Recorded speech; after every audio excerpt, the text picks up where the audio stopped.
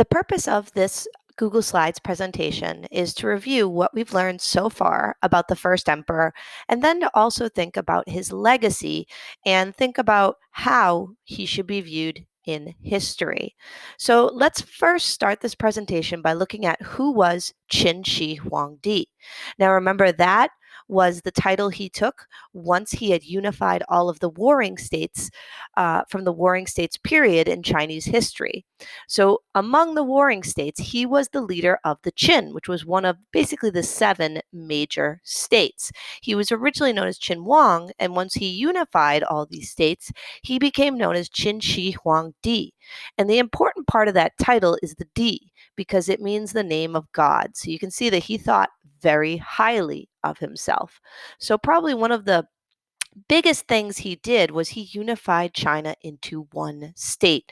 And so he basically took all the different states and made a more modern version of China, of course, way smaller than what China is today. He was also a great builder. He took on many building projects, which we'll discuss in a minute.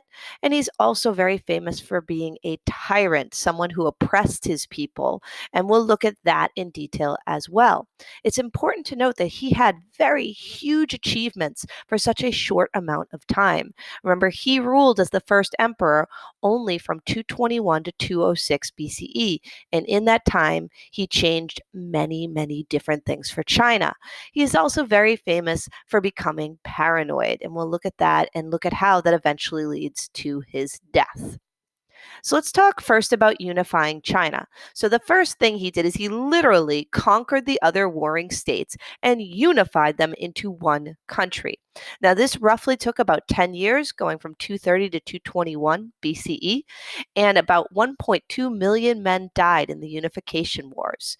Also, in order to make sure he fully conquered each different section to promote peace, he confiscated all weapons from the people and had them destroyed. Another thing he did to help unify these different warring states and stop them from rebelling against him is that he took the rival families and he brought them to the capital. And he actually took parts of his capital city and built them based on the architecture structures or the architecture styles of those different states so that these ruling royal families would feel more at home. Another thing he did was he abolished inherited titles. So instead of giving people positions in the government based on, hey, this is my last name, he did it based on achievement. And this helped deal with a lot of the corruption that these different governments had before this time period. Another thing he did was he sent spies in the marketplace to make sure that there was no talk of rebellion. And that way he could arrest people who were supposedly conspiring against him. He also unified the writing system, which is a really big deal because think about that allowed for communication to be way easier between the different sections of his country.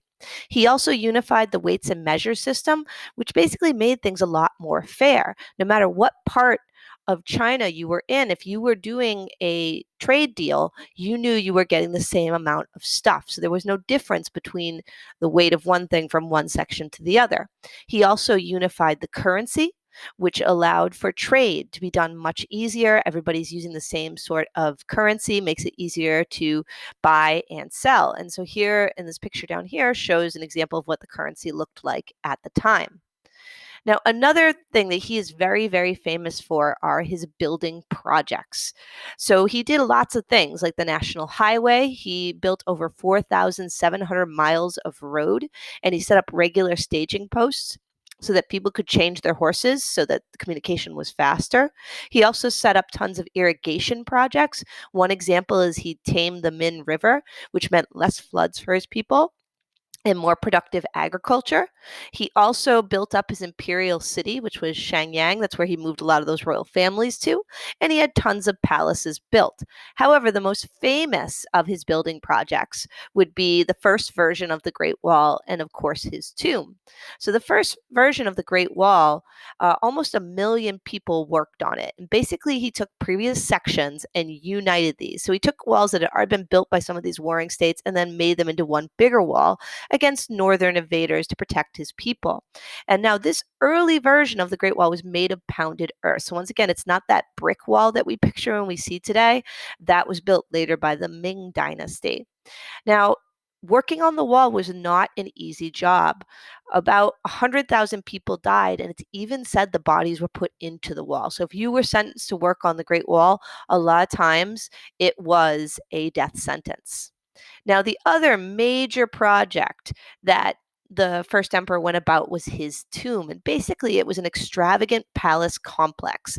Now, of course, the most famous part of this complex is the over 7,000 terracotta warriors. However, there were not just soldiers in this tomb.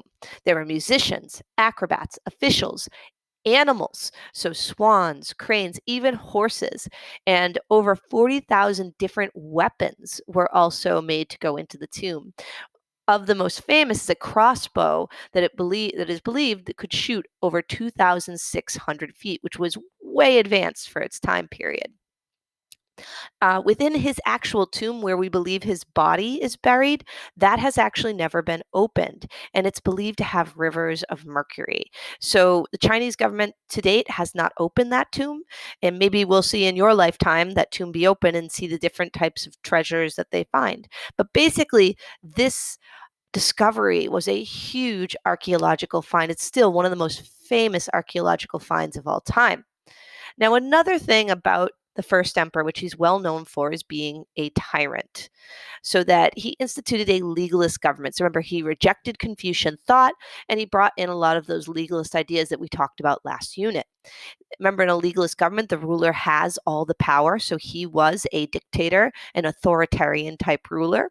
He was also known for being a micromanager. He divided his empire into different sections and was continually checking in on his officials because remember, he's a legalist. He doesn't trust anybody.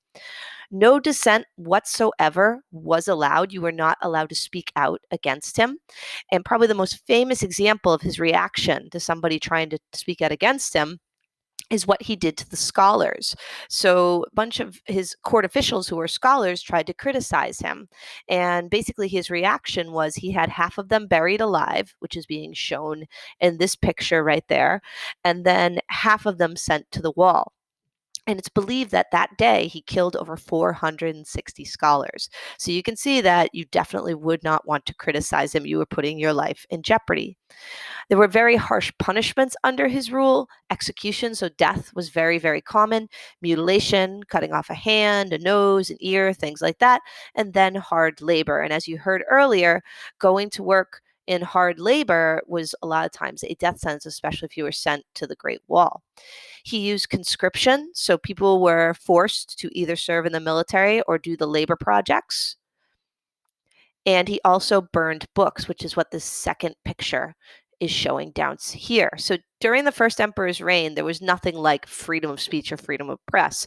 What you said could get you killed, what you wrote could be burned, and could also get you killed. Now, towards the end of his life, he became very, very paranoid. And it's important to know kind of why he became so paranoid. So, there were many assassination attempts on his life. His own mother tried to kill him. There was the blind musician who tried to kill him, and Qin who's the most famous, who tried to kill him. And so, think about that's going to make you paranoid. Another thing to remember is that he ruled over a hostile population. He had conquered all these different warring states. He was forcing through a lot of big changes, and people were resentful of that. Also, something that was going on at the time were all of these bad omens, which are referred to as portents. So basically, there were comets in the sky. There was this story that a ghost soldier returned from the dead and returned basically a sacrifice the first emperor made to the gods, so kind of a rejection of that offering. Another thing as well was the fact that there were like basically these people who would predict the future said he was going to die soon. So all of this led to his paranoia. So the hostile population, the assassination attempts, and these portents. And so basically, he, towards the end of his life, makes another major goal for himself is to live forever. And so he hired alchemists to make him all of these basically magic potions so that he could live forever. He also sent out expeditions to search for supposed artifacts that would allow him to live forever. And in the end, the Taoist sages would make him these potions, and these potions contained mercury.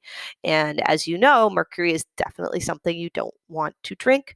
And so we do believe that he died of mercury poisoning. And so remember, he dies in 206 BCE, his son takes over, and it leads to a very unstable situation and basically the overthrow of the Qin dynasty and then the beginning of the Han dynasty.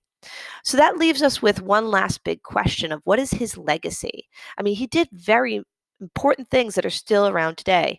We can see a lot of connections between his political system and the current political system in China.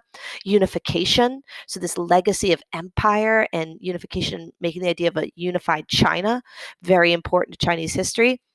Also, the great archaeological wonders that he has created and have been huge for that community. But we have to ask ourselves, so like he built the wall, and of course the Ming dynasty later improved it. And so I think the question you need to ask yourself when we think about his legacy is, was this for his people or was it a symbol of his power? Did he unify the currency and the weights and the measures and the writing system as a way of justice to make things more fair for his people, or was it more about his need for control? And basically, with a lot of his actions, was it for his people or was it for himself? And so, as you start to weigh how we should remember the first emperor and what his legacy should be today, you should really think about those important questions.